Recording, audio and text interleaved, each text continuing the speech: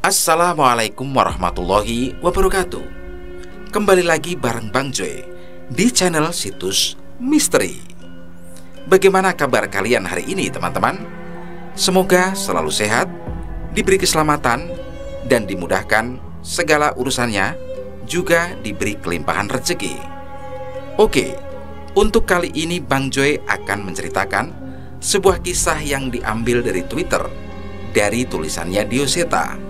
Sebuah kisah yang berjudul Maut di Perbatasan Langit. Tapi sebelum itu, tekan dulu tombol like video ini, dan juga jangan lupa subscribe serta aktifkan lonceng notifikasinya agar kalian tidak ketinggalan cerita seram dari Bang Joy. Oke? Semakin penasaran bukan? Langsung saja kita masuk ke ceritanya.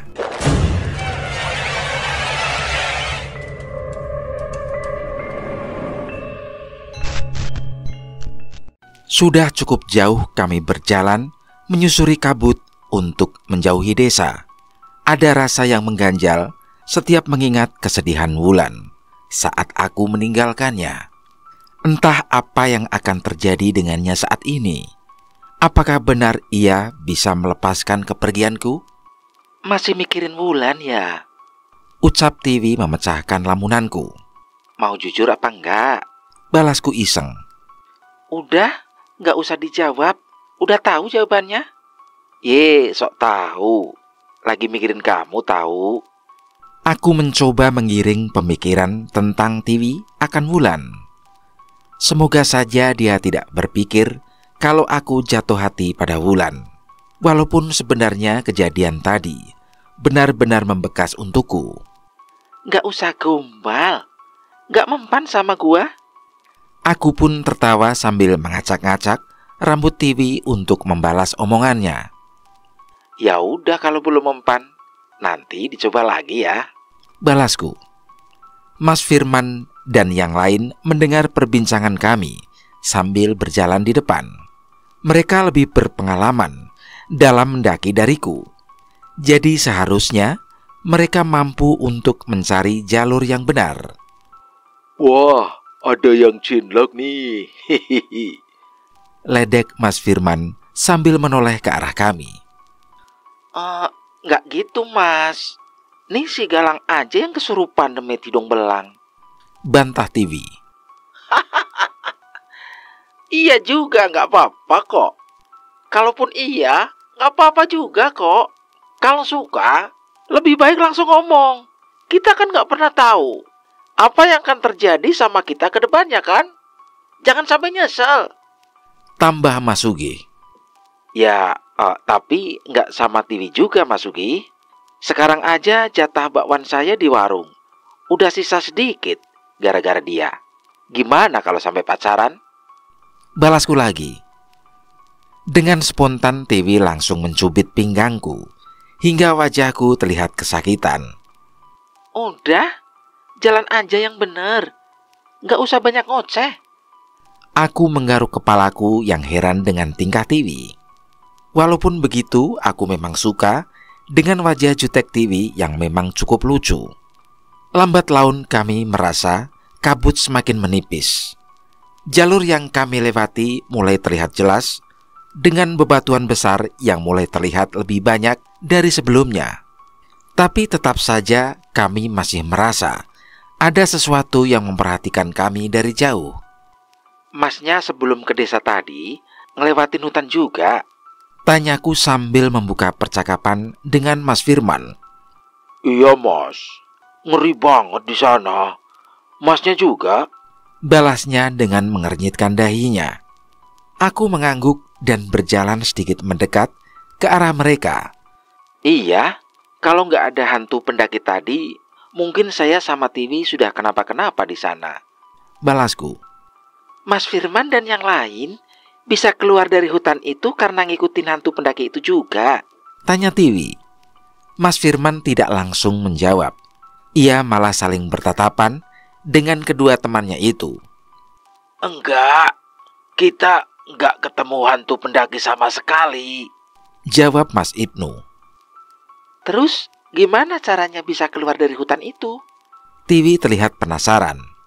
Ya, kebetulan saja kita ketemu jalan yang aman dan sampai ke desa tadi, jawab Mas Firman.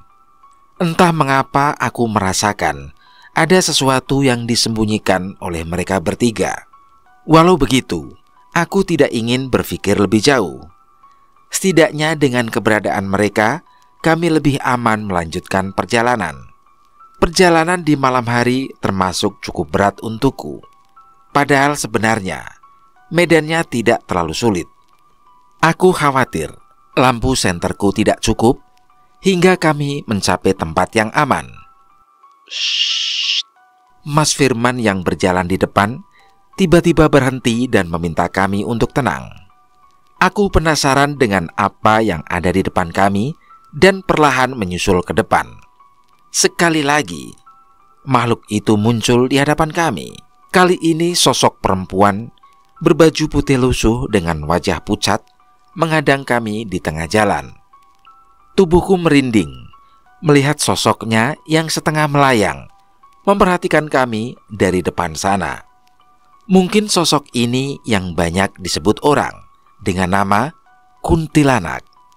Man, kuntilanak itu gimana? Tanya Mas Ibnu. Tenang dulu, jangan panik, jawab Mas Firman sambil merogoh sesuatu dari tas kecilnya. Hebat, mereka bahkan tidak panik saat melihat sesosok kuntilanak di depan mereka. Aku pun penasaran apa yang akan mereka lakukan dengan situasi seperti ini. Tak kusangka, Mas Firman mengeluarkan pisau kecil seukuran jari telunjuk dengan gagang kayu berukiran kuno dan membacakan sesuatu pada benda itu. Saat selesai melakukan ritualnya, Mas Firman melemparkan benda itu dan menancap tepat di tanah tempat kuntilanak itu melayang. Seketika kulit makhluk itu terlihat melepuh dan kesakitan. Ia menatap ke arah kami dengan tatapan penuh amarah. Namun sesuatu yang dilempar Mas Firman terus membuatnya kesakitan dan perlahan membuatnya menghilang dari hadapan kami. Mas, itu apaan? Jimat? Tanyaku. Ya, kurang lebih begitu.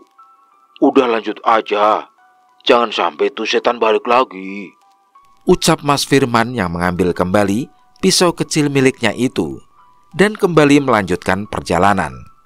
Entah, walaupun kuntilanak itu sudah hilang, aku masih merasakan masih ada yang mengganjal. Galang, perasaan gua gak enak, ucap Tiwi berbisik kepadaku. Aku menebak kalau Tiwi juga merasa sesuatu yang janggal dengan jimat dan sesuatu dari kelompok Mas Firman ini. Sama, Wi. Semoga aja cuma perasaan aja. Yang penting kita tetap hati-hati. Jauh dari dalam hutan, aku mendengar suara teriakan wanita yang terdengar marah. Entah mengapa aku menduga bahwa itu adalah suara kuntilanak tadi.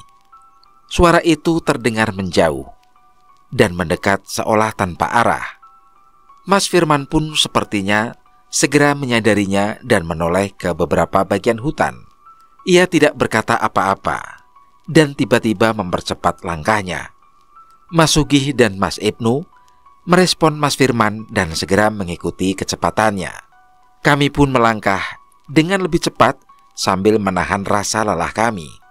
Setelah cukup jauh, akhirnya suara teriakan itu pun menghilang. Aku berharap semoga saja makhluk itu tidak mengikuti kami. Di tengah rasa lelah kami, tiba-tiba terlihat dari salah satu sisi kabut sebuah cahaya yang sepertinya berasal dari api unggun. Mas Firman, itu api unggun bukan ya? Tanyaku. Mas Firman sepertinya sudah menyadari hal itu juga dan merubah arah jalur kami ke api itu. Benar, api unggun. Ada beberapa tenda di sana. Kita selamat, ucap Mas Sugih yang ngeraut mukanya seketika berubah senang. Kami mempercepat langkah kami, menelusuri sisi hutan hingga akhirnya melihat beberapa tenda sudah berdiri di sana. Sebuah api unggun yang cukup besar menyala dengan terang di tengah-tengahnya. Pandangan mataku mengitari seluruh tenda-tenda yang berdiri di sana. Terlihat dari salah satu sisi dua orang yang wajahnya tidak asing terlihat berlari ke arah kami. Galang, Tiwi, alhamdulillah. Panas dingin gua mikirin kalian hilang. Terlihat wajah Raka yang cemas berubah lebih tenang setelah melihat kami. Kalian gak apa-apa kan? Untung benar kata pendaki-pendaki itu, supaya menunggu kalian di sini. Tambah Farel dengan raut wajah yang sama. Iya, gak apa-apa. Berarti kalian nungguin semalaman di sini? Balasku sambil mengikuti Raka menuju tenda yang sudah mereka dirikan. Semalaman? Raka bertatap muka dengan Farel. Wajahnya menunjukkan ekspresi bingung. Kita di sini baru beberapa jam, Lang. Pas kalian terpisah, akhirnya kami ketemu pendaki-pendaki ini dan memutuskan ngecamp di sini saat waktu mulai malam. Jelas Raka. Kali ini aku bertatapan dengan Tiwi. Hal aneh apa lagi ini? Aku ingat dengan jelas saat bermalam di tenda bersama Tiwi hingga akhirnya lolos dari desa gaib. Nggak mungkin, Kak. Habis terpisah itu, gue sama Galang udah sempat ngecamp semalam. Tadi aja malah hampir nginep lagi di desa sebelum kesini. Bantah Tiwi yang juga tidak percaya. Desa? Desa apaan, Wi? Nggak ada desa di sini. Farel membantah dengan wajah yang bingung. Tiwi menoleh ke arahku, seolah memintaku menjelaskan apa yang terjadi. Ya sudah, kita taruh tas dulu dan beres-beres. Nanti gua ceritain apa yang gua sama Tiwi alamin, sekaligus nyapa beberapa pendaki di sini. Aku menutup perbincangan agar setidaknya kami bisa beristirahat dulu sejenak sebelum siap menceritakan kejadian yang sepertinya cukup panjang untuk kuceritakan pada Raka dan Farel. Beberapa pendaki yang sedang beristirahat menikmati kopi menyapa kami dengan ramah, sementara kami berusaha membalasnya dengan wajah yang sangat lelah. Udah, kalian istirahat aja dulu. Gua bikinin teh panas. Tadi juga ada pendaki yang masak nasi. Nanti kita nimbrung aja, ucap Raka. Thank you ya, Kak. Gua beres-beres sebentar, ucapku sambil meletakkan tas ransel di sebelah tas mereka. Akhirnya ya, Lang, kita selamat juga. Capek gua sama kejadian-kejadian tadi, ucap Tiwi setengah mengeluh sekaligus menghela nafas dengan lega. Iya, sekarang gua cuma mau rebahan sebentar. Terus cari yang anget-anget. Kali ini aku melepas sepatu, jaket, dan peralatan hikingku. Walaupun sedikit dingin, aku merasa lega seolah terbebas dari beban. Aku membaringkan tubuhku di tenda hijau tua milik rental yang ternyata cukup besar. Mungkin sepertinya tenda ini cukup untuk kami berempat bila bisa mengatur posisi, dibanding harus membuka tenda lagi. Aku menutup mata sebentar, sekedar untuk menghilangkan rasa lelahku. Sementara Tiwi masih sibuk dengan perlengkapannya sendiri. Sesekali aku membuka mata. Tanpa sengaja, aku melihat Tiwi hanya mengenakan tank top hitam sambil menyiapkan kaos baru yang akan ia kenakan. Sekilas terlihat bentuk tubuhnya menyerupai model-model yang kulihat di majalah-majalah otomotif. Astaga, Tiwi, bilang dong kalau mau ganti baju. Kan gua bisa keluar dulu, ucapku kaget dan segera membalikkan badan. Sorry, Lang, gua kira lu tidur. Wajah Tiwi terlihat memerah dan segera buru-buru mengenakan kaosnya. Saat memastikan Tiwi sudah mengenakan kaosnya, aku memilih untuk keluar dan menghampiri Raka dan Farel yang sudah membuatkan kami teh panas di gelas dari tutup termos. Muka lo kenapa, Lang? Merah gitu? Tanya Farel. Aku mencoba mengecek wajahku. Sayangnya tidak ada cermin yang bisa menunjukkan wajahku saat ini. Jangan sampai Raka dan Farel tahu kejadian tadi. Mereka pasti akan meledekku habis-habisan. Nggak tahu, kedinginan kali ya, jawabku singkat. Aku mengambil gelas berisikan teh hangat itu dan duduk persis di sisi api unggun dengan mengambil jarak dari beberapa pendaki lainnya. Pasti ada kejadian aneh lagi ya, Lang, ucap Raka yang ikut duduk di dekatku. Banyak, udah kayak mimpi. Gua hampir ngerasa nggak bisa balik. Jawabku. Jangan ngomong gitu. Kalau gua nggak ketemu elu, kagak tahu bakal gimana gua semalam. Ucap TV yang baru saja keluar dan duduk di sampingku sembari mencari kehangatan dari api unggun.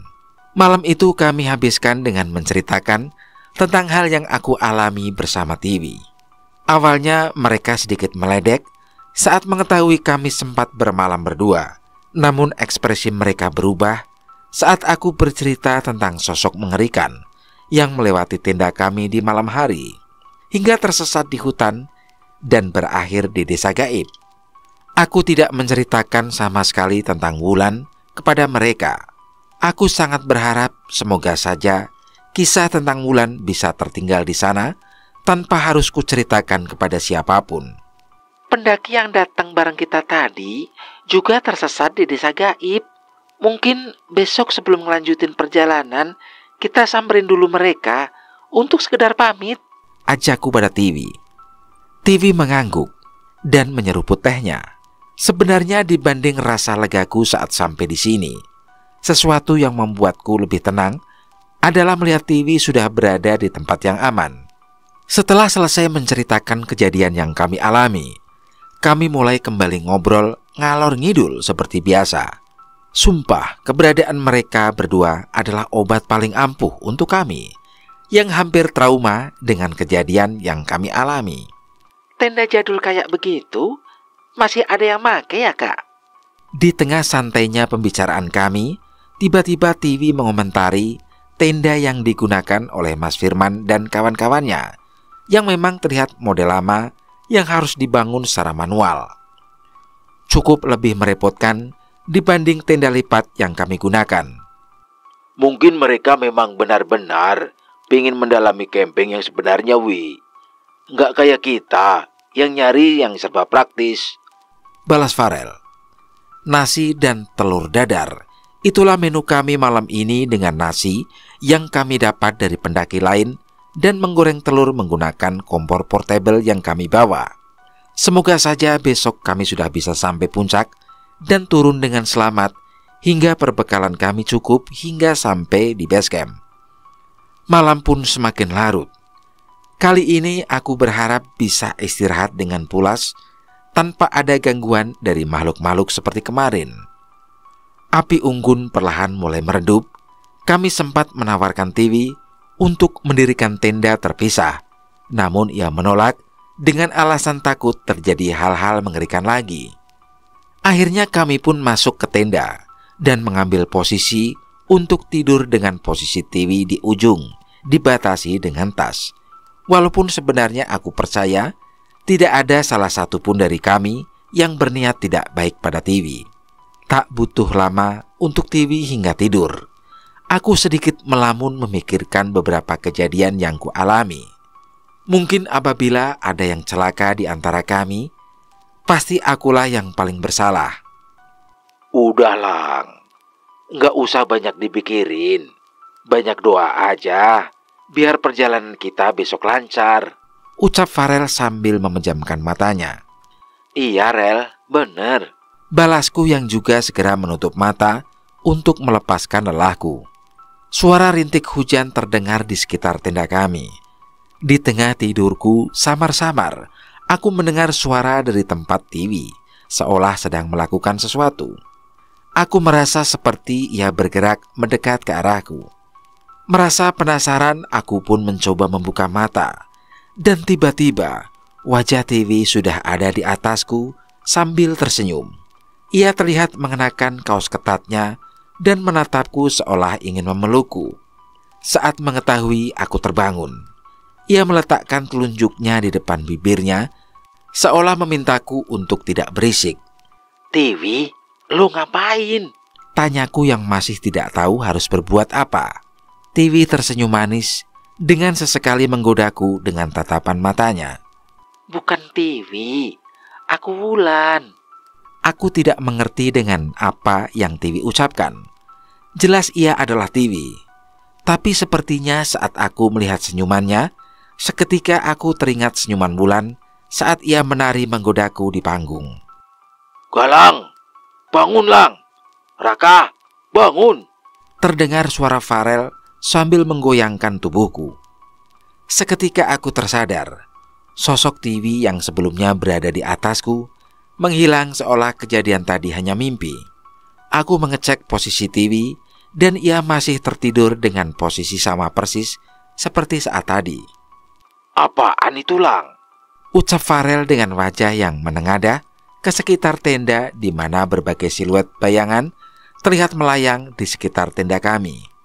Raka yang baru saja terbangun terperanjat saat mengetahui keadaan ini. Cahaya redup dari api unggun di luar membuat bayangan sosok itu terlihat semakin jelas. Siluet sosok wanita melayang di sekitar kami.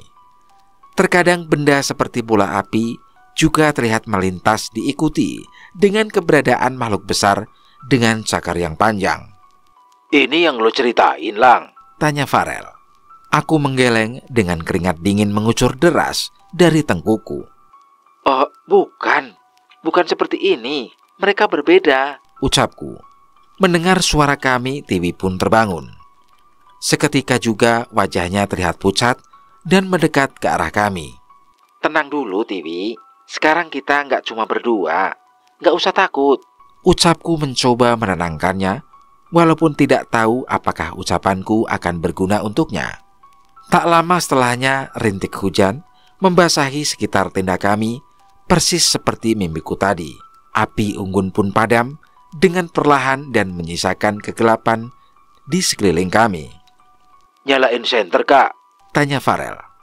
Jangan dulu, kita lihat yang lain dulu aja, balas Raka. Kami menunggu cukup lama.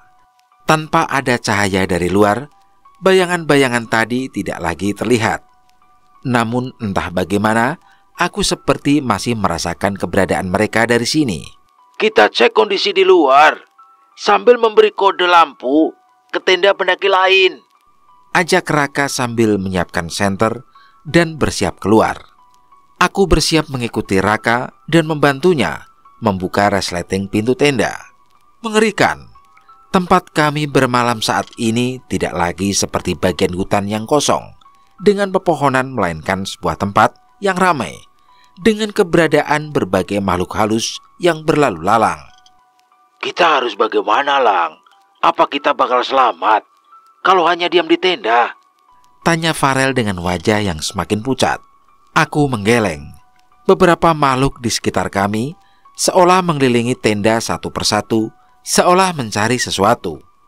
Nggak ada satupun tenda di luar yang buka. Apa mereka nggak sadar? Tanya Raka. Rintik hujan semakin deras. Bersamaan dengan itu, kami melihat sosok bayangan hitam, seorang perempuan menatap ke tenda kami. Seketika suasana menjadi sangat mencekam. Makhluk itu seolah mengincar kami. Suara kilatan petir terdengar menggelegar, menunjukkan sosok makhluk berwajah pucat yang mendekat perlahan ke arah kami. Melihat Tiwi dan teman-temanku, kupikir aku harus keluar dan menghadap makhluk ini, entah apa risiko yang akan terjadi. Aku menggenggam keras tanganku, membaca doa sebisaku dan mengumpulkan keberanian untuk keluar. Namun tepat sebelum aku berdiri, suara petir sekali lagi menggelegar bersamaan dengan suara sesuatu yang terseret. Galang, tolong! Terdengar suara Tiwi seperti terseret dengan cepat keluar dari tenda. Tiwi! Raka berniat menangkapnya, namun Tiwi terseret dengan cepat. Seketika kami bertiga menyusul keluar tenda dan aneh sekali.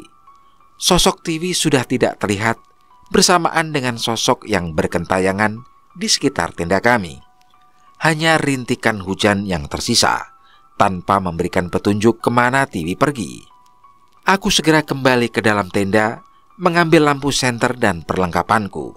Raka yang melihatku, spontan saja menahanku. Mau kemana, Lang? Bahaya pergi sendiri. Tahan Raka. Gua nggak bisa ninggalin Tiwi, ucapku. Aku merasa kali ini wajahku terlihat emosi. Lu nggak lihat makhluk apa saja tadi? Kita cari pertolongan, Lang. Jangan gegabah. Farel terlihat khawatir denganku, namun sepertinya aku tidak peduli. Oke, kalau lu maksa, kita cari bareng.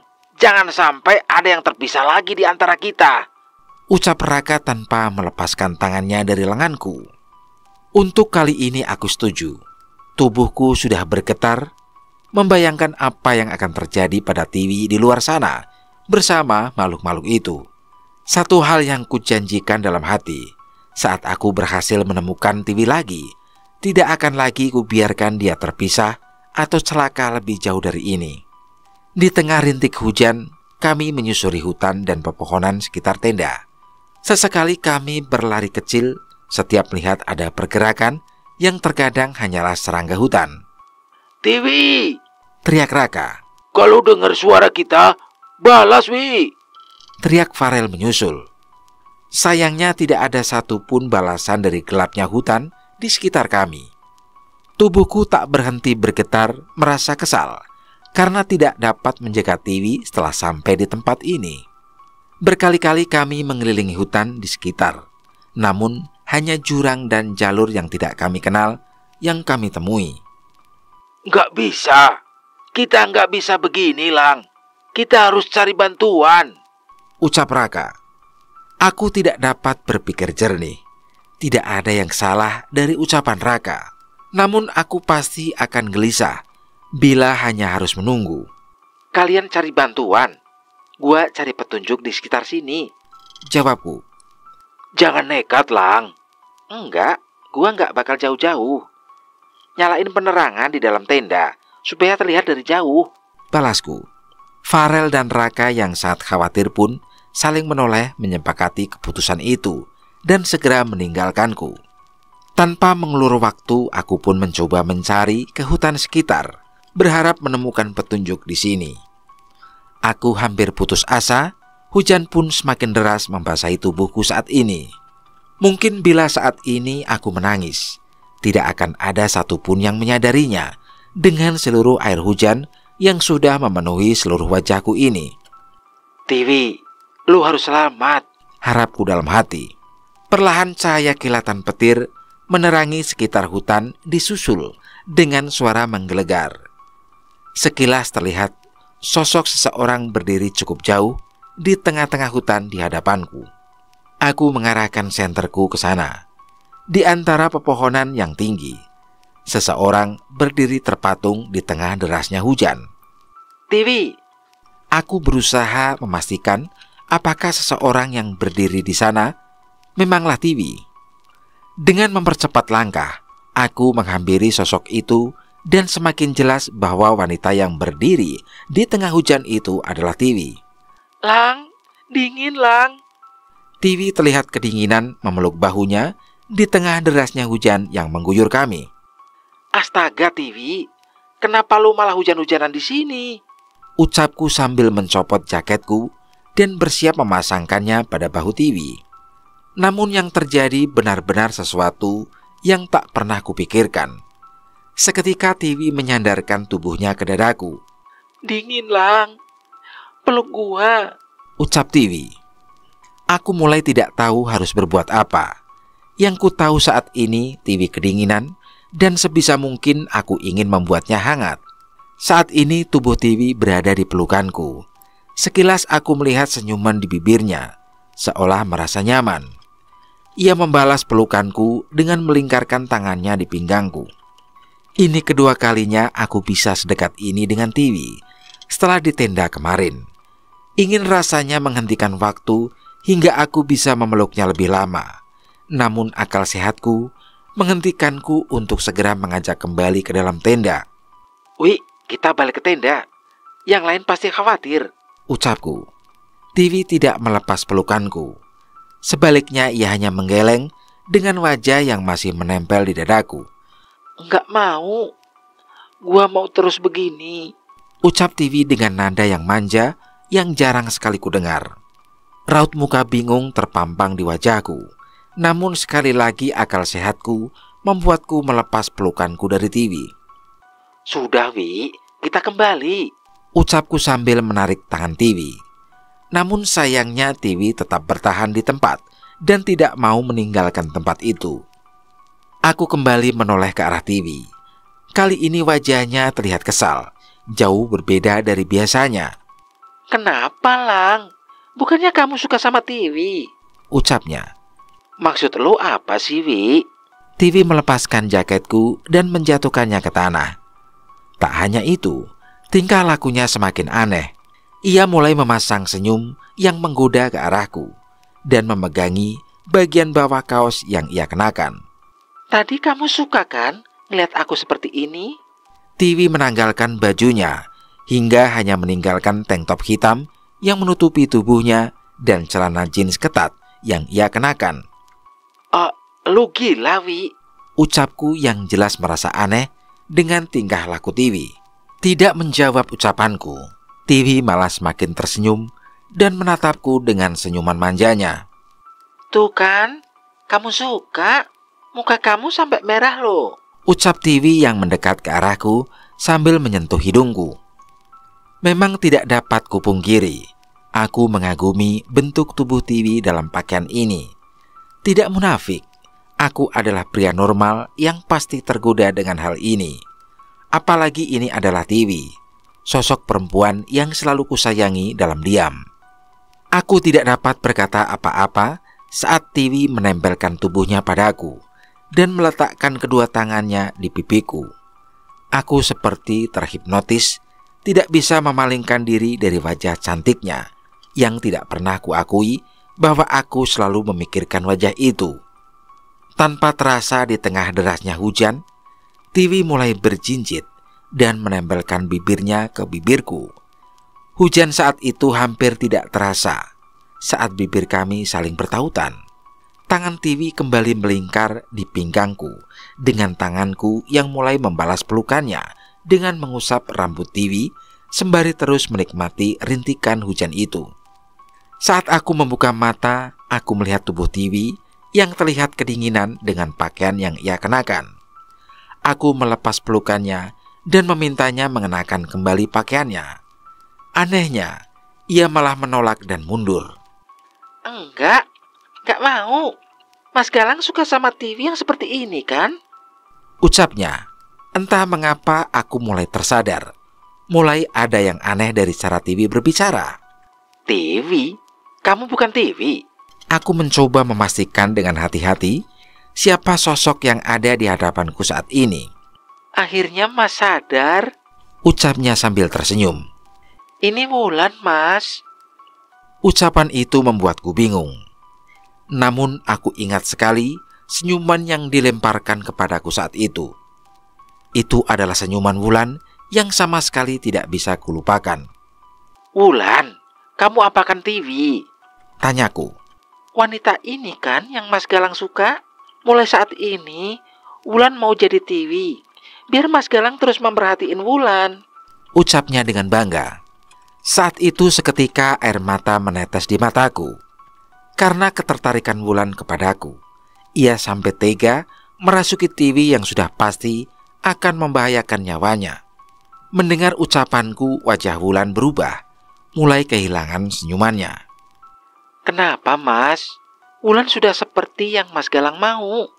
Kalau Mas Galang nggak mau tinggal di sini, Wulan bisa ikut Mas Galang. Ucapnya. Nggak bisa, Wulan. Iya, aku mencintai TV.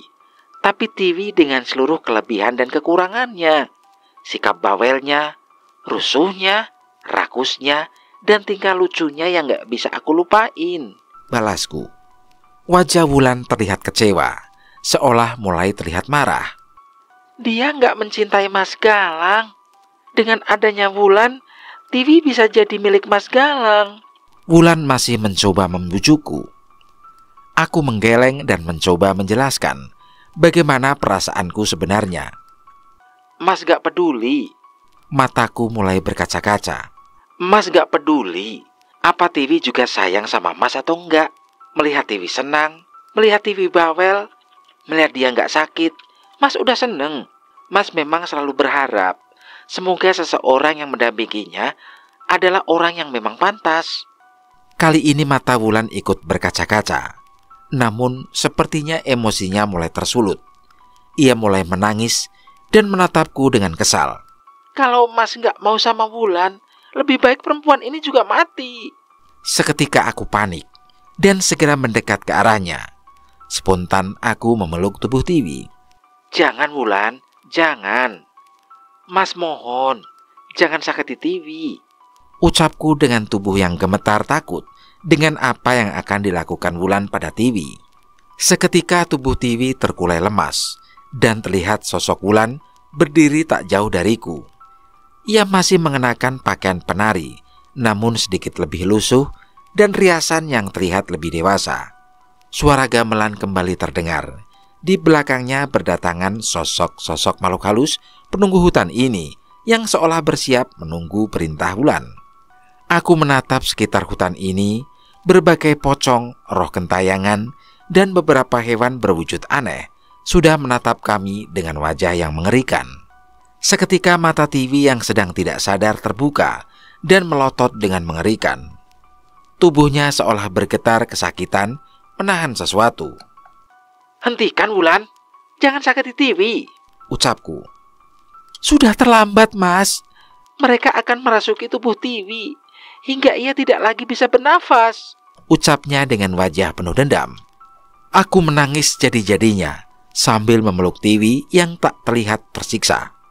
Baik Wulan, Mas ikuti maumu. Tapi tolong jangan sakiti Tiwi. Tidak ada pilihan lain. Aku tak ingin Tiwi menderita lebih dari ini. Saat itu juga raut wajah Wulan berubah drastis. Bener, Mas mau sama Wulan. Ucapnya sambil tersenyum. Aku mengangguk. Kali ini tidak akan kubiarkan lagi ada yang terluka karena keputusanku. Wulan menjulurkan tangannya memintaku menghampirinya.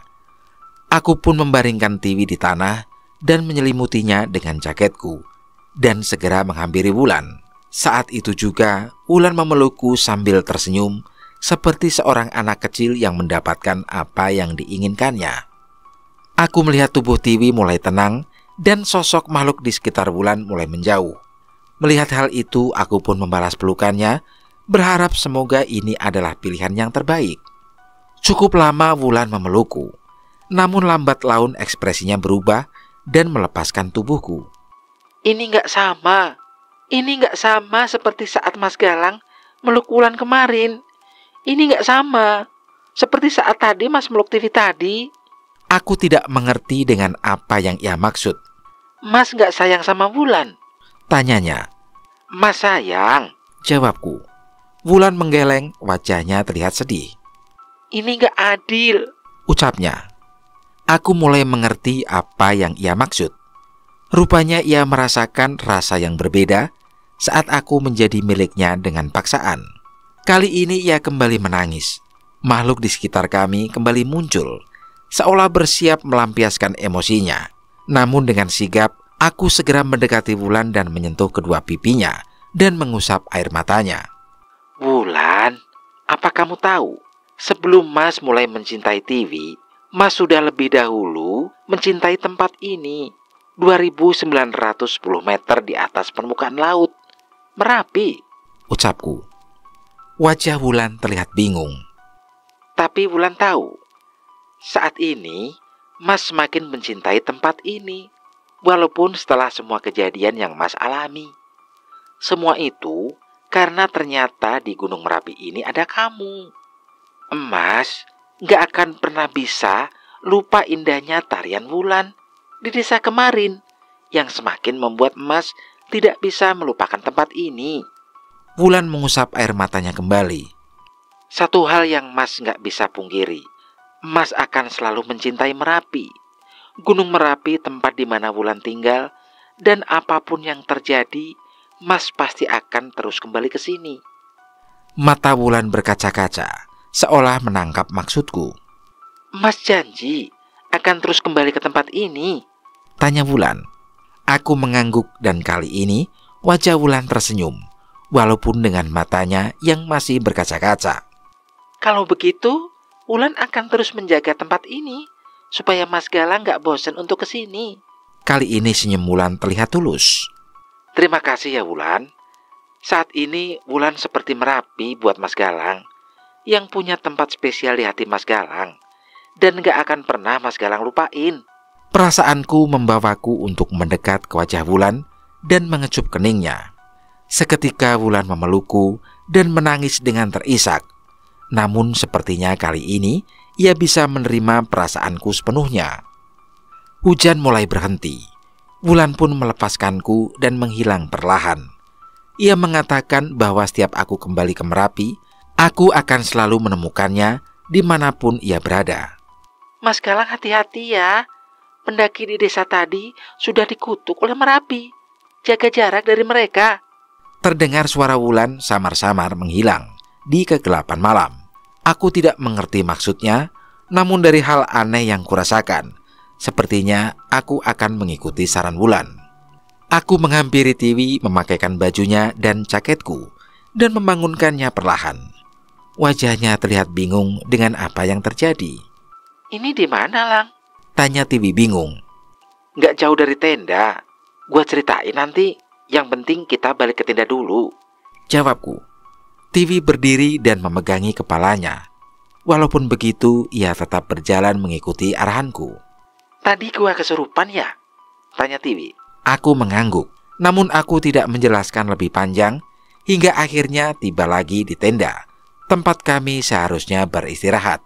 Akhirnya kami melihat keberadaan Raka dan Farel yang sedari tadi tidak kunjung menyusul kami. Ada yang aneh di sana. Bukannya meminta pertolongan, sebaliknya Raka dan Farel malah terlihat mencoba memberikan pertolongan pada beberapa pendaki yang ada di sana. Wih, ada yang nggak beres di sana. Ayo cepetan. Ajakku pada Tiwi. Tiwi mengangguk. Namun sebentar ia berhenti dan menahan tanganku seolah ingin mengatakan sesuatu. Lang, gue ingat semua. Gue ingat semua yang terjadi waktu kesurupan tadi. Semuanya. Sampai ke setiap kata yang lo omongin. Ucap Tiwi sambil setengah tersenyum. Seketika wajahku merah padam. Belum pernah aku merasa semalu ini hingga tidak tahu caranya untuk bertingkah. Galang, cepat ke sini. Darurat. Panggil Raka dari arah tenda. Iya, gue ke sana. Tiwi menjawab panggilan Raka lebih dulu dan berlari meninggalkanku di tengah rasa canggungku. Aku dan Tiwi berlari menuju tenda. Dari jauh Raka dan Farel terlihat panik sambil memeriksa beberapa pendaki yang terlihat aneh. Raka, kenapa mereka? Tanyaku bingung. Nggak tahu, Lang. Awalnya gua manggil mereka buat minta tolong. Tapi tiba-tiba ada beberapa pendaki yang tiba-tiba kayak begini. Jawab Raka. Aku memperhatikan pendaki itu. Matanya terlihat melotot dan terus menggeram. Kesurupan? Tanya Tiwi. Kita nggak bisa mastiin. Kita bawa masuk ke tenda yang aman dulu. Balasku. Aku menoleh ke sekitar dan terlihat beberapa pendaki juga terlihat sibuk dengan teman-temannya yang juga mengalami hal yang sama. Tidak ada yang boleh pergi. Urusan itu harus dituntaskan di sini. Terdengar pendaki yang coba ditolong oleh Farel berbicara dengan geraman yang mengerikan. Bawa masuk ke tenda sini saja, Mas. Salah seorang pendaki memanggil kami dan meminta kami membawa pendaki yang kesurupan itu ke dalam tenda. Ia terlihat berkeringat seolah sempat kewalahan menangani salah satu temannya yang bernasib sama. Pergi! Pergi dari sini! Tiba-tiba terdengar suara teriakan dari seseorang yang terduduk keluar dari tendanya. Ia belum lihat dengan jelas siapa orang itu, tapi aku dapat memastikan itu tenda siapa. Itu tenda Mas Firman kan, Lang? Aku mengangguk mengiyakan. Kita ke sana, tapi sebelumnya kita antarkan dulu orang ini ke teman-temannya. Suasana malam itu terasa sangat mencekam. Pendaki yang kesurupan seringkali memberontak dan mencoba menyakiti mereka yang mencoba membantunya. Tolong perban, obat merah. Ada yang luka? Air, minyak angin. Tenda sini butuh air. Ada yang punya? Terdengar suara beberapa orang dari luar saling berteriak meminta bantuan peralatan yang mereka butuhkan. Tadi ada yang sempat manjat pohon, terus menjatuhkan diri, Lang. Ucap Farel sambil meletakkan salah satu pendaki yang kesurupan itu ke dalam tenda. Gila, yang benar kamu. Iya, Mas. Tadi teman saya berlaku seperti monyet. Tambah seorang pendaki pemilik tenda itu. Aku menoleh pada TV. Kali ini aku benar-benar khawatir dengan keadaan Mas Firman dan teman-temannya yang berada di tenda tadi. TV, kita ke tenda Mas Firman. Kita ikut. Di sana sepertinya lebih darurat, ucap Farel. Kami pun meninggalkan tenda itu dan segera menuju tenda Mas Firman.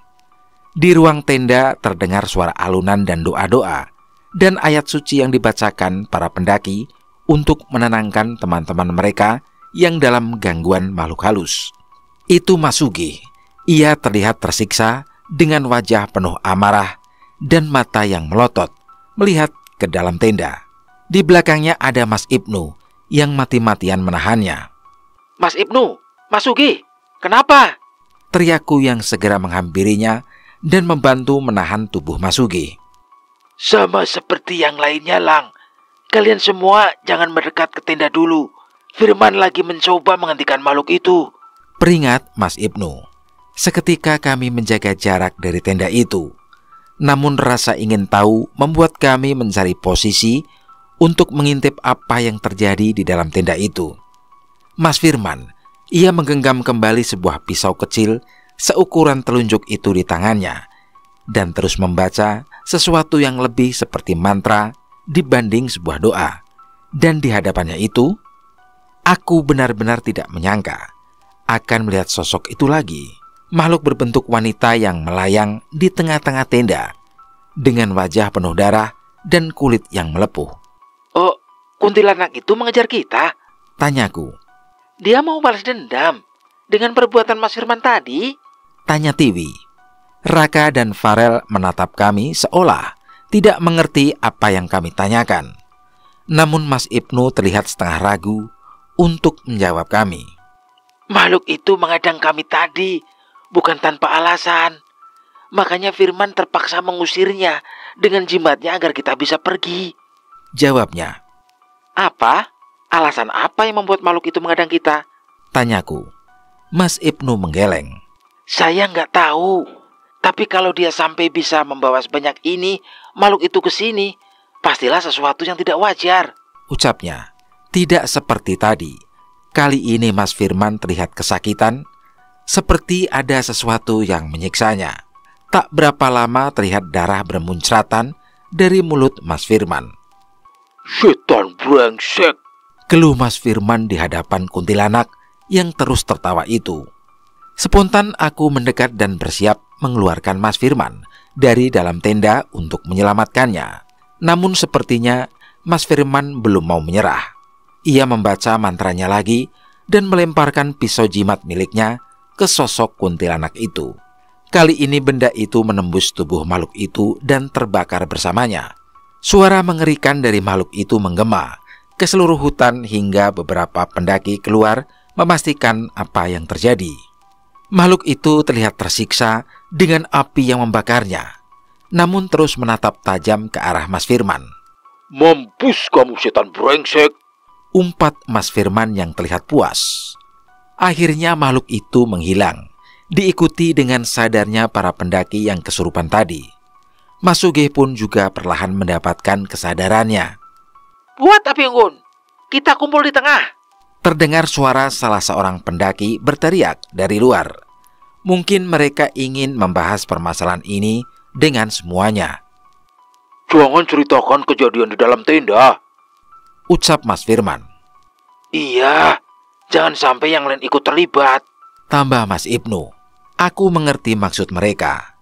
Namun sepertinya di balik hal itu, aku merasakan ada sesuatu yang disembunyikan oleh mereka.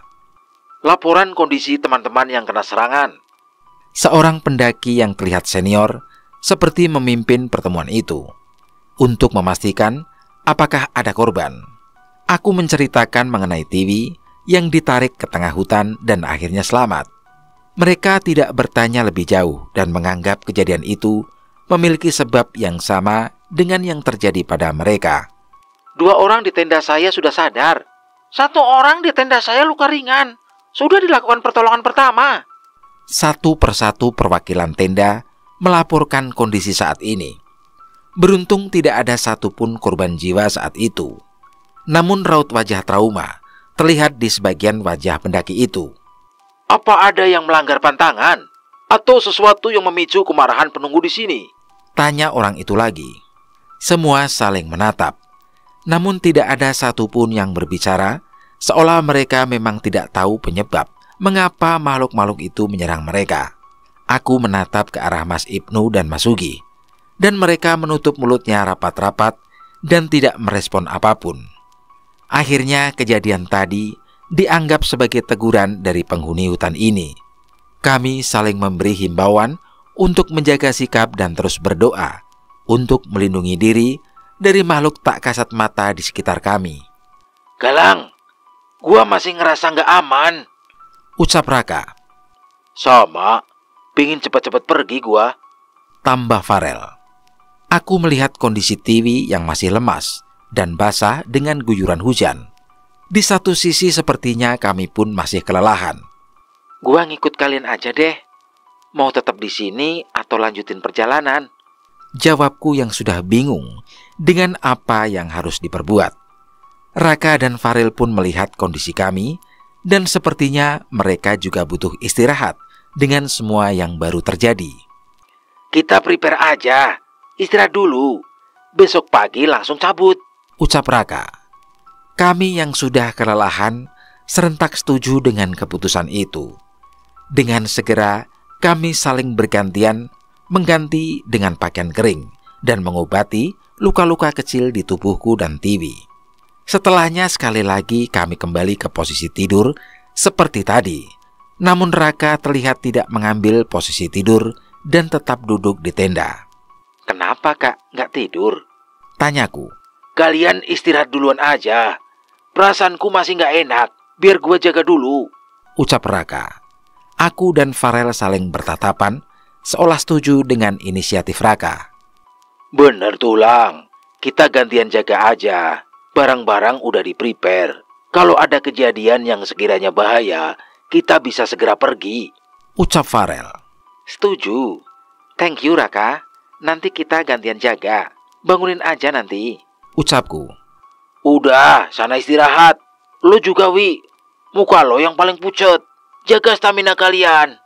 Kami pun tidak mau menyia-nyiakan kesempatan untuk istirahat dan segera mengambil posisi untuk tidur. Entah mengapa kali ini tidurku tidak tenang. Seringkali aku terbangun dengan hal-hal remeh seperti angin yang berhembus di mataku, udara yang semakin dingin, dan suara serangga yang terdengar dekat sekali di luar tenda.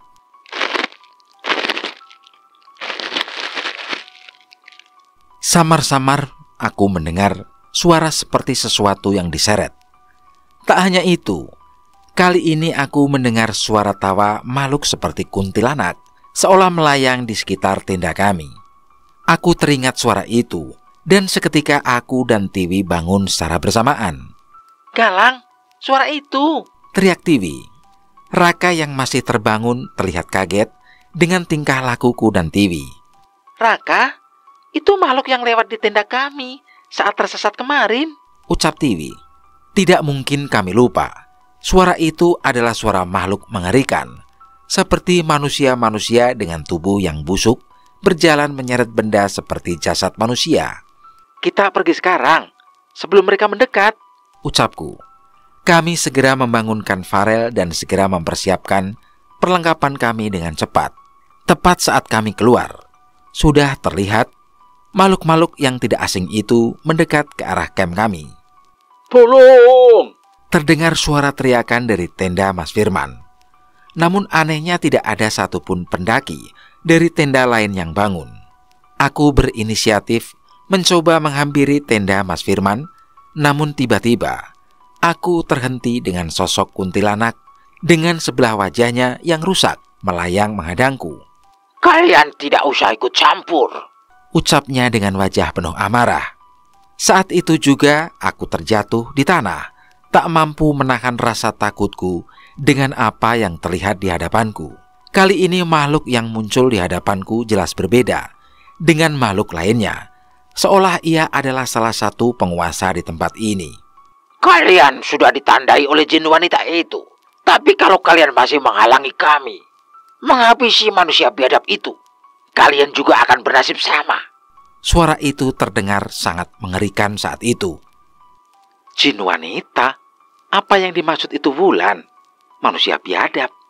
Sebenarnya apa yang sudah dilakukan mereka bertiga hingga diincar oleh makhluk-makhluk itu? Tak lama setelah ucapan makhluk itu, tiba-tiba terlihat Mas Firman tertarik keluar tenda oleh sosok yang tidak kasat mata. Tubuhnya terangkat melayang tinggi setinggi pohon. Raka, Farel, dan Tiwi yang melihat kejadian itu seketika panik dan tidak tahu harus berbuat apa. Mengerikannya lagi, tubuh Mas Firman tiba-tiba jatuh dari ketinggian dan menghantam keras batu di bawahnya. Aku menduga Mas Firman tidak mungkin selamat dengan kejadian itu. Sialnya, tak lama kemudian terdengar suara teriakan Mas Sugi dari dalam tenda disusul dengan teriakan dari tenda lain. Sudah, hentikan! Teriakku. Namun bukannya berhenti, setan itu malah kembali menghampiriku dan menatap Tiwi hingga tubuhnya mulai melayang. Aku tidak berpikir panjang lagi dan segera menangkap tubuh Tiwi dan membawanya pergi. Raka, Farel, kita pergi dari sini. Teriakku.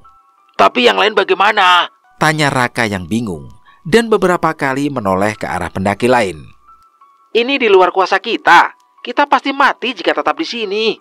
Ucapku. Tepat setelah aku selesai berbicara, tiba-tiba terlihat sosok makhluk penyeret jenazah tadi mulai mendekat ke tenda Mas Firman. Sepertinya mereka bersiap mengambil jasad Mas Firman di sana.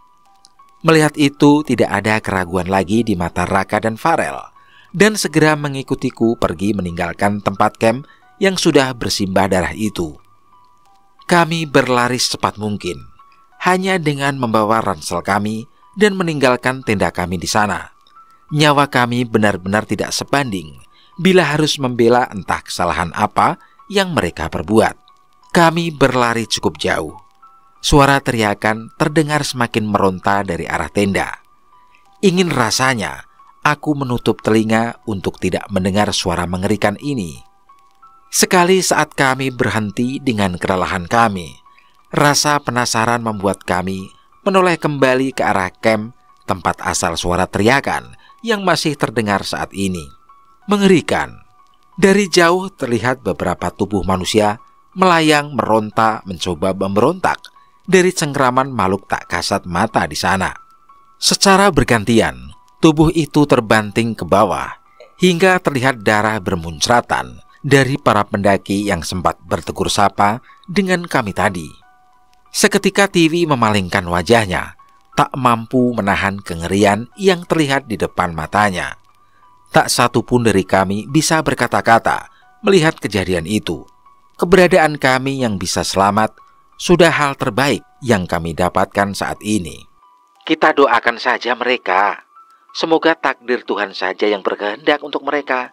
Jawabku yang segera disusul dengan doa-doa yang kami bacakan untuk mereka.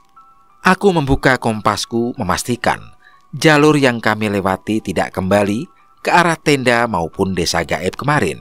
Sayangnya, perjalanan kali ini tidak seperti sebelumnya. Ingatan kami akan apa yang terjadi pada para pendaki membuat kami merenung sendiri, hingga jarang sekali kami berbicara satu sama lain. "Apa kita tidak bisa keluar dari tempat ini, Lang?" Tanya Tiwi yang sepertinya sudah lelah dengan semua kejadian yang kami alami. Pasti bisa, Wi. Jangan pernah putus asa. Kita masih selamat hingga saat ini, itu pasti karena Yang Maha Pencipta masih menyertai kita. Balasku sambil menepuk pundak Tiwi.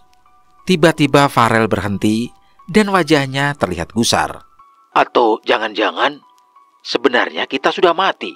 Ucapan Farel membuat kami bertiga termenung. Tidak bisa kami pungkiri, ada kemungkinan ucapan Farel itu benar adanya. Kalau ngomong jangan aneh-aneh. Raka memukul kepala Farel, sekedar menegurnya untuk menjaga ucapannya. Tapi ada kemungkinan seperti itu kan? Kalian juga pasti sempat kepikiran. Balas Farel yang mulai kembali berjalan. Aku melirik ke arah Raka. Terlihat ia mencubit beberapa bagian tubuhnya dan meringis kesakitan. Sepertinya ia juga sedikit terbawa omongan Farel. Nape lu? Sok-sokan marahin Farel, malah sendirinya yang begitu. Ledekku pada Raka. Iya, Lang. Bikin kepikiran aja tuh bocah. Kan kalau emang beneran kita ini roh, harusnya bisa terbang ya. Nggak capek-capek begini. Aku sedikit tertawa mendengar perkataan Raka. Tiwi pun tiba-tiba melompat, seolah mempraktekkan cara untuk terbang. Ini lagi bocah satu. Emangnya kalau bisa terbang, mau terbang kemana? Tanyaku pada Tiwi. Ke warung dekat kampus. Biasanya jam-jam segini udah mulai masak bakwan tuh di sana. Ucap Tiwi. Gila lo, Wi. Sampai hafal jam-jam masak bakwannya. Ucap Farel yang semakin terheran dengan fanatisme Tiwi akan bakwan. Entah berapa lama kami berjalan, namun samar-samar kami melihat langit tidak segelap sebelumnya. Seolah kami akan melihat matahari akan terbit dari salah satu sisi di hutan ini. Jalur yang kami lewati perlahan berganti dari pepohonan menjadi jalur berbatu yang hanya ditumbuhi sedikit pohon. Seandainya pagi benar akan datang setelah ini, seharusnya pemandangan indah dapat terlihat dari bukit-bukit di sekitar tempat ini. Suara berisik terdengar dari sebuah tempat di hadapan kami. Jalan yang kami lalui mencapai ke tempat berbatu tanpa adanya tanaman atau vegetasi yang tumbuh di sana. Lang, suaranya kayak di pasar. Tanya Tiwi. Sekali lagi aku melihat keadaan sekitar. Sepertinya aku mengetahui tempat ini. Ini adalah tempat yang banyak dibicarakan oleh para pendaki. Pasar Bubrah, jawabku. Raka menoleh ke arahku. Semua orang yang pernah mendaki gunung pasti mengetahui tentang tempat ini. Berarti seharusnya nggak jauh lagi kita sampai di puncak Merapi ya, Lang? Tanya Raka. Aku mengangguk dengan ragu. Seharusnya memang seperti itu. Tapi suara berisik yang saat ini terus berada di sekitar kami membuatku kembali tidak yakin dengan keadaan ini. Gua tahu, Lang. Lu mikirin apa? Ucap Tiwi. Maksud lu apa, Wi? Tanya Farel. Kalau memang ini pasar Bubrah yang dimaksud, seharusnya ada pendaki lain yang ngecamp di tempat ini. Ini kan pos terakhir pendakian Merapi. Jelas Tiwi. Ucapan Tiwi benar. Saat ini kami belum lolos dari bahaya jalur gaib yang kami lewati. Saat ini suara berisik terdengar semakin jelas. Seketika kepalaku terasa pusing. Itu apa, Lang? Ucap Farel yang terpaku dengan kejadian di sekitar kami. Samar-samar terlihat bayangan keramaian orang dari zaman dulu lalu lalang di sekitar kami. Tak lama kemudian, berubah menjadi pemandangan tenda-tenda yang terpasang di tempat ini. Benar, Wi. Kita masih tersesat. Ucap Raka. Pemandangan itu terus berganti-ganti, hingga suatu ketika terlihat pemandangan di mana berbagai makhluk seperti pocong, jin, dan siluman berlalu lalang di sekitar kami. Seolah memang disinilah tempat mereka. Gimana ini, Lang? Kita terus jalan? Tanya Farel. Aku menoleh ke belakang. Semua yang terlihat di sekitar kami tidak ada yang benar-benar jelas. Satu yang aku pasti, berjalan sekalipun tidak akan merubah keadaan menjadi lebih baik. Kita lanjut. Jangan berhenti baca doa. Manusia adalah makhluk paling sempurna yang diciptakan Tuhan. Selama tidak ada niat jahat di hati kita, maka seharusnya kita tidak perlu takut dengan semua yang terlihat di tempat ini. Ucapku, walaupun terdengar berani. Sebenarnya seluruh tubuhku gemetar, dan wajahku sepertinya mulai pucat melihat makhluk-makhluk dengan wajah yang mengerikan lalu lalang melewati kami. Sepertinya Tiwi sadar akan hal ini, dan tiba-tiba menggandeng tanganku dan menggenggamnya dengan erat. Aku yang kaget segera menoleh ke arahnya. Ia malah kembali menatapku dan tersenyum, seolah berniat untuk menyemangatiku. Apa yang akan dipikirkan Raka atau Farel saat melihat hal ini? Ia pasti akan meledekku habis-habisan. Tapi itu belum seberapa. Yang lebih aku takutkan bila ada salah satu dari mereka yang cemburu hingga merusak persahabatan kami. Namun perasaan khawatirku ternyata sirna dalam sekejap. Saat itu Raka merangkul pundakku dan Farel merangkul pundak Tiwi, seperti layaknya kita saat berjalan-jalan di tempat favorit kita. Tenang, Lang. Kali ini kita berempat. Bahkan dosen killer pun berani gua kerjain kalau geng kita lengkap, ucap Farel. Kualat lu. Kalau nggak lulus gua kirimin karangan bunga ntar, balas Tiwi sekedar meledek. Itu sih namanya niat. Kami berjalan melalui semua kengerian itu, bersama-sama dengan berbincang-bincang yang membuat kami nyaman. Tak lupa dalam hati kami selalu berdoa, memohon perlindungan dari Yang Maha Kuasa. Aku tersenyum. Benar saja, kami berhasil melalui kerumunan makhluk itu dengan tenang tanpa mempedulikan kengerian wujud mereka. Awalnya aku bersiap untuk bernafas lega. Namun tiba-tiba di ujung pasar gaib itu berdiri sosok-sosok wajah yang kukenal. 3 orang pendaki. Lang, itu Mas Firman, Mas Ugi, dan Mas Ibnu, tanya Tiwi heran. Tidak hanya Tiwi yang heran, aku yang sudah dengan jelas melihat kematian Mas Firman hanya melongo melihat sosok itu. Terlebih ketiga sosok itu menatap kami dengan penuh amarah dan wajah yang sudah banjir dengan darah. Perasaan tenang kami bertiga seketika berubah menjadi kekhawatiran. Mas Firman. Aku mencoba memanggil sosok yang berdiri di hadapan kami dengan wajah penuh amarah. Kalian juga harus mati, ucap Mas Firman dengan wajah bengis. Entah datang dari mana, tiba-tiba Mas Firman dan kawan-kawannya membawa sebilah pisau tebas dan berjalan menghampiri kami. Mas, tunggu Mas. Maafkan kami, Mas. Kami nggak bisa berbuat apa-apa, ucapku yang perlahan mundur, berusaha menjauh dari mereka. Lang, lari Lang, kita lari saja, ucap Raka. Belum sempat berlari tiba-tiba, wajah Mas Ibnu yang penuh darah sudah berada di hadapan Raka. Sialnya, Mas Sugih sudah mendekati ke arah Tiwi dan Tiwi pun mencoba menghindarinya. Sebuah sabetan pisau diarahkan ke arahku. Aku menghindarinya hingga terjatuh. Namun, sebenarnya aku lebih khawatir dengan Tiwi.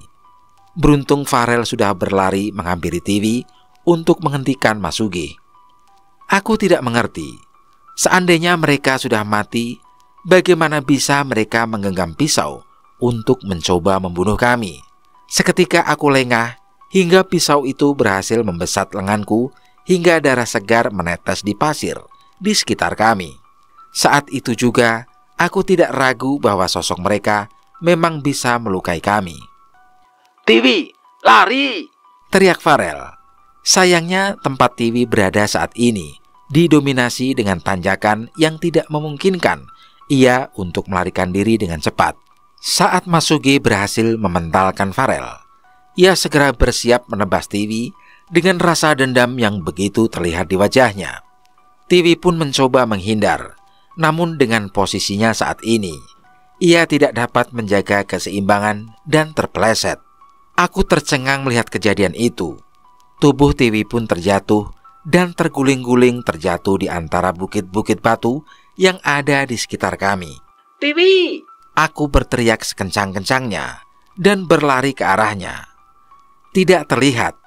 Undakan-undakan batu di tempat Tiwi terjatuh tertutup kabut tipis dan bebatuan. Tiwi, jawab gue! Teriak Farel. Sayangnya sama sekali tidak ada jawaban. Sialnya, setan Mas Firman kembali mendekatiku dan mengangkat pisaunya seolah ingin menghabisiku. Pikiranku kalut. Penyesalanku akan Tiwi membuatku tidak lagi memikirkan apa yang terjadi di sekitarku. Jangan goblok, Galang!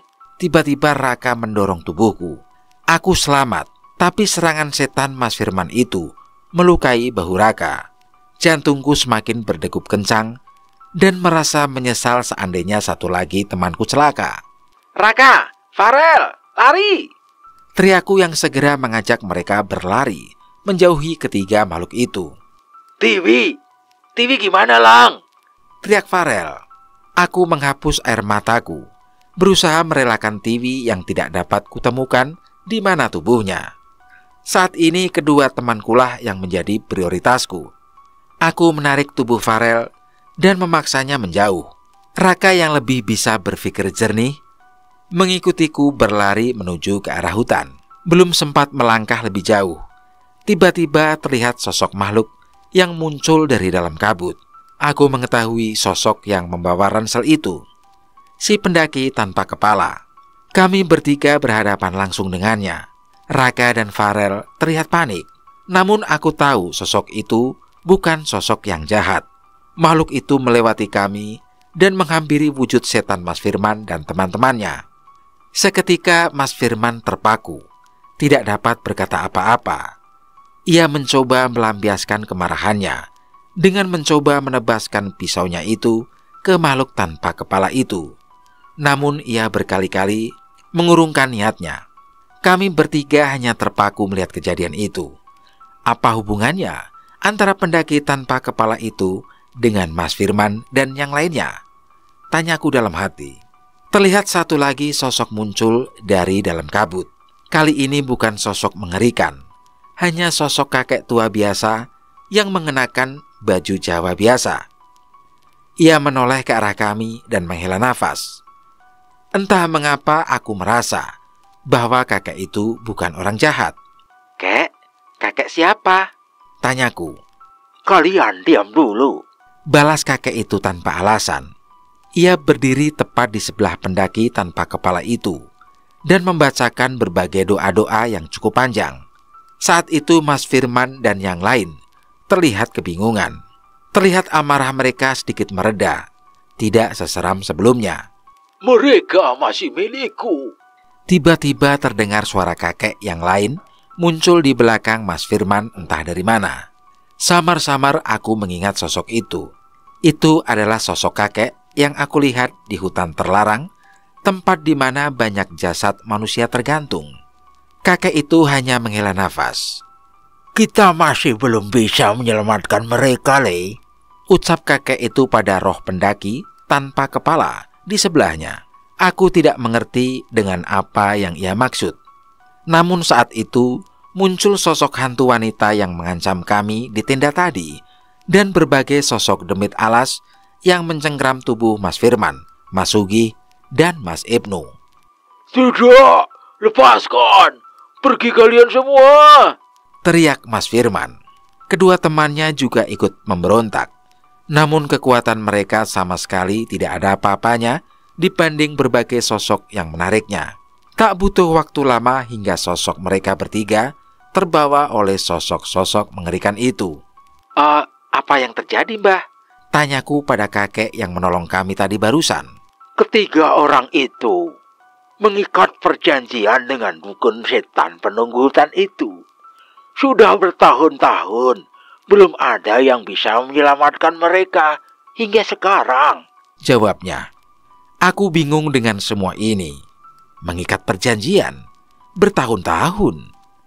Bah, mereka baru meninggal tadi saat tubuhnya dijatuhkan oleh setan-setan itu. Ucapku mencoba mencari penjelasan.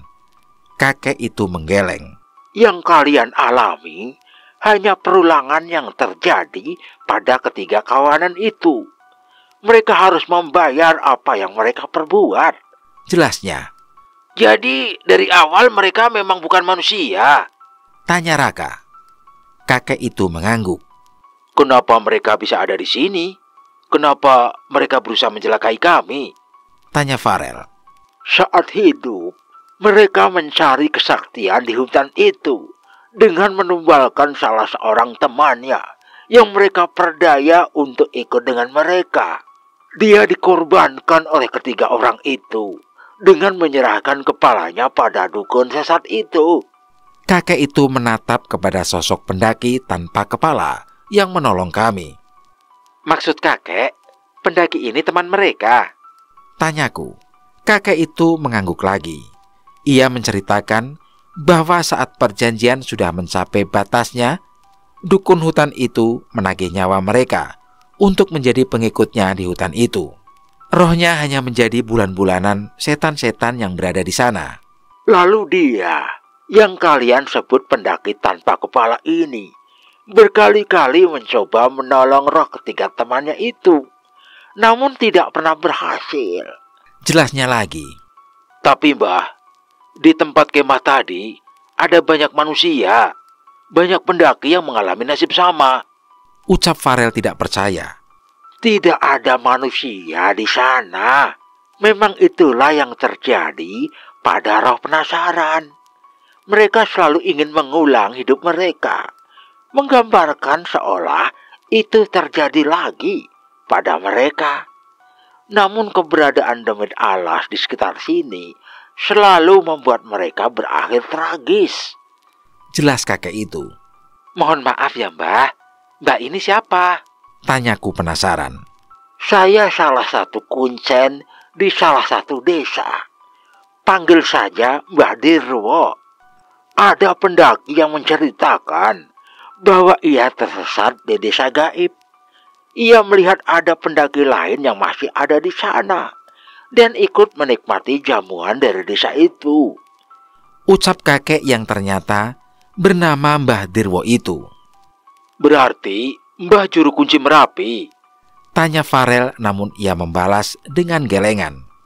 Saya tidak sehebat itu. Saya hanya kuncen di salah satu desa di sini. Mbah Dirwo menghampiri ke arahku dan menemuiku. Kamu yang habis dari desa itu? Tanyanya. Iya Mbah. Sama teman saya Tiwi juga. Dia terjatuh di sekitar turunan batu itu. Jawabku yang sebenarnya sudah sangat khawatir dengan Tiwi. Benar, Tiwi. Kita cari Tiwi. Ucap Farel yang mulai kembali khawatir. Namun belum sempat beranjak pergi, tiba-tiba muncul seseorang wanita berjalan menghampiri kami dari arah belakang Mbah Dirwo. Tiwi! Ucap Raka yang melihat sosok Tiwi berjalan ke arah kami. Tiwi tersenyum, walau dengan beberapa luka di dahi dan lengannya. Aku tahu dia. Senyumnya itu tidak bisa membodohiku. Kamu Wulan kan? Tanyaku sambil setengah tersenyum. Saat itu juga tubuh Tiwi terkulai lemah dan hampir jatuh di tanah, namun kesadarannya mulai kembali. Muncul dari belakangnya sosok perempuan yang selalu mencuri perhatianku. Wulan, kenapa? Tanyaku. Kalau Tiwi sampai meninggal di sini, Mas Galang pasti trauma untuk ke tempat ini. Itu artinya kita tidak bisa bertemu lagi. Ucapnya sambil mendekat ke arahku dan menatapku dengan polosnya. Entah kali ini aku benar-benar ingin memeluknya dan sangat berterima kasih karena telah menolong Tiwi, seorang wanita yang penting bagiku. Raka dan Farel segera membantu Tiwi sekaligus memandang dengan aneh saat aku memeluk Wulan. Terserah, saat ini Wulan menjadi sosok yang penting bagiku. Wulan pun tersenyum seolah kali ini merasa nyaman dengan pelukanku. Kamu izinkan dia pergi dari desamu? Ucap Mbah Dirwo. Wulan melepaskan pelukanku dan mengangguk ke arah Mbah Dirwo. Terlihat Mbah Dirwo terlihat lega. Sepertinya berkat jawaban Wulan itu, dia tidak harus repot-repot menyelamatkanku dari alam aneh ini. Ya sudah, saya akan bantu kalian kembali.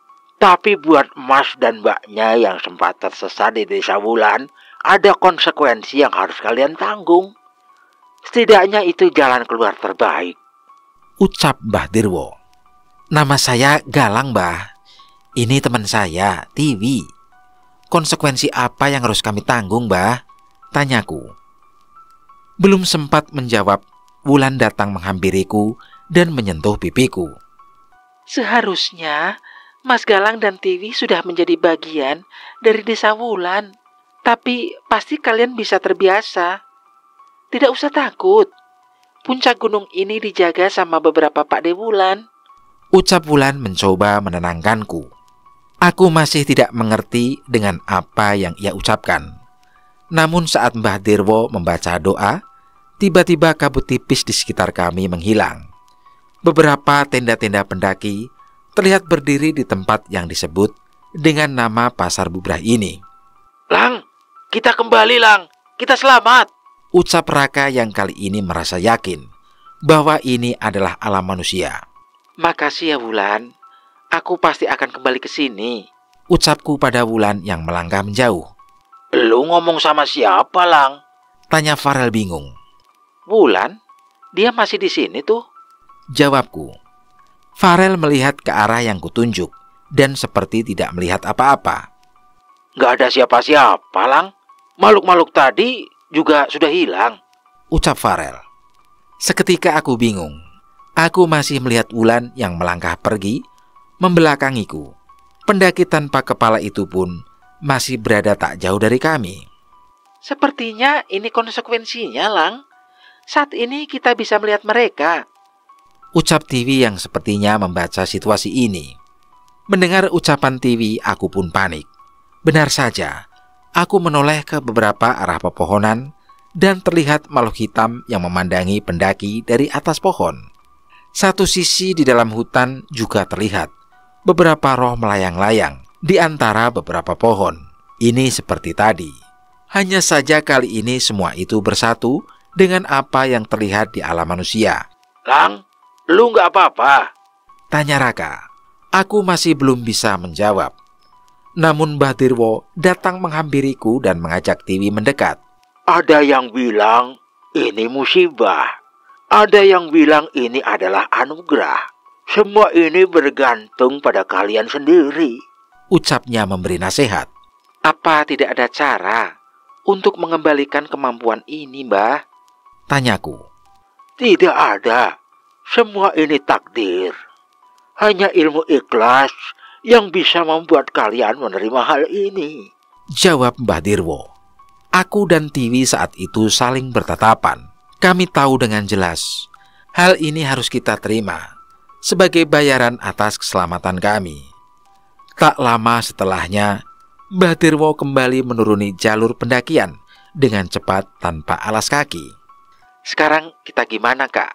Istirahat dulu atau langsung turun? Tanyaku. Raka dan Farel saling bertatapan. Turun? Yang benar saja. Itu puncak tinggal berapa meter? Masih ada yang harus kita lakuin di sini, ucap Farel. Benar. Ada mimpi teman kita yang harus dicapai. Udah ngalamin kejadian kayak tadi, masa mau balik gitu aja? Tambah Raka. Aku menatap mereka dengan bingung. Aku kira mereka merasa trauma dan enggan melanjutkan perjalanan ini. Tiwi pun menoleh dan menatap ke arahku. Iya, Lang. Tinggal sedikit lagi. Tunjukin dong ke kita tempat yang lo banggain. Tempat di mana kita bisa melihat berbagai gunung dari puncaknya. Pepohonan di kaki gunung yang terlihat bagai permadani hijau. Tunjukin ke gua mimpi yang selama ini lo ocehin di kita, ucap Tiwi. Ucapan itu terucap bersama langit yang mulai terang. Wajah Tiwi terlihat begitu menenangkanku saat itu. Dengan waktu singkat, aku membalut lukaku di lenganku dengan perban dari P3K yang kami bawa. Kami menitipkan ransel kami pada salah satu kelompok pendaki dan mengikuti pendaki lain untuk naik ke puncak. Kami melewati lahan tandus bebatuan dari pos Pasar Bubrah untuk mencapai titik puncak yang disebut sebagai puncak Garuda itu. Semakin ke atas, medan semakin berbahaya. Pasir dan kerikil tidak dapat menahan pijakan kami. Kami mulai mendaki dengan tangan ditemani dengan cahaya keemasan yang muncul dari arah timur. Lang, bagus banget, Lang. Itu gunung apa? Tanya Tiwi yang menghentikan langkahnya dan mengagumi pemandangan dari arah timur itu. Kalau di sebelah timur, berarti itu Gunung Lawu. Di atas, lu bakal lihat pemandangan yang lebih keren, jawabku. Raka dan Farel saling menatap. Ia mempercepat langkahnya, seolah menjadi lebih semangat dibanding denganku. Tak butuh waktu lama hingga kami dapat melihat langit tanpa batas di atas kami. Sampai, Lang, kita sampai. Raka terlihat semangat saat kami berhasil mencapai puncak Merapi, tepat di bawah batu yang disebut sebagai puncak Garuda itu. Tempat pijakan tidak terlalu banyak saat harus berbagi dengan pendaki lain. Namun posisi kami sudah sangat cukup untuk menikmati pemandangan menakjubkan yang dilukiskan oleh Yang Maha Pencipta. Lang, itu Tiwi sampai speechless gitu, ucap Farel. Pastilah, siapa yang gak speechless ngelihat pemandangan sekeren ini, balasku. Kalau di sampingnya ada yang nemenin, dia pasti gak bakal bisa lupa sama momen ini, ucap Raka. Maksud lo apa? Tanyaku pada mereka. Ya, si bloon kagak peka banget. Kalau ada yang mau lo omongin dah sekarang ke dia. Ucap Raka. Aku kaget menangkap maksud mereka. Lo pada serius? Ntar kalau sampai... Belum sempat menyelesaikan perkataanku, mereka berdua segera menarikku dan mendorongku hingga menyenggol TV. Sorry, Wi. Itu tuh pada norak, ucapku. TV hanya menoleh sebentar dan kembali menikmati pemandangan di sekitarnya. Gila, Lang. Ini bagus banget. Lu nggak bohong, ucapnya dengan senyum puas. Entah mengapa aku ingin terus melihat wajahnya yang terus tersenyum seperti ini. Sini gua kasih tahu. Aku menggandeng TV ke tempat yang sedikit lebih tinggi. Ia tidak menolak sama sekali dan mengikutiku.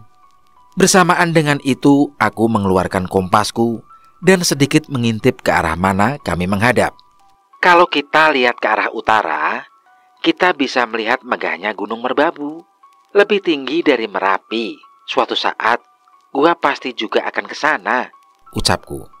Gua ikut, ucap TV sambil menarik lengan jaketku dan menatapku seperti anak kecil yang polos. Aku hanya tersenyum dan menunjuk ke arah barat. Di sana ada 3 gunung bersaudara. Gunung Slamet, Sumbing, dan Sindoro yang membentuk barisan pegunungan yang megah. Aku terdiam sejenak sebelum aku menceritakan keindahan pemandangan ini kepada TV. Sepertinya aku sendiri terlalu kagum dengan pemandangan di sini. Bagus ya, Lang. Indah banget, ucap TV. Masih ada satu lagi yang lebih indah, Wi. Yang ini sih benar-benar tak terbantahkan, jawabku sambil terus memandang ke arah pegunungan di hadapanku. Mana lagi, Lang? Masih ada lagi? Tanya TV penasaran. Sini naik. Aku mengajak TV naik ke salah satu batu di hadapanku hingga kini ia sejajar denganku. Dari arah mana? Tanya TV. Aku menggenggam kedua telapak tangan TV dan menatap wajahnya dengan penuh kagum. Di depan gua, Wi, nggak ada yang lebih indah dari apa yang ada di depan mata gua saat ini, ucapku yang terus menatap mata TV dan tak henti-hentinya mengaguminya. TV mulai terlihat bingung, namun sepertinya ia mengerti maksudku. Gua sayang sama elo, Wi. Mungkin nggak kalau bocah halu kayak gua berada terus di samping elo, ucapku. TV tidak berkata apa-apa, tapi aku melihat matanya berkaca-kaca dengan senyuman yang tertahan. Masih banyak gunung yang pengen gua daki, tapi gua takut semuanya nggak akan seindah ini. Seindah pemandangan Merapi dengan ada elo di hadapan gua. Gua mau elo ada di setiap mimpi-mimpi gua selanjutnya. Di setiap indahnya pemandangan yang...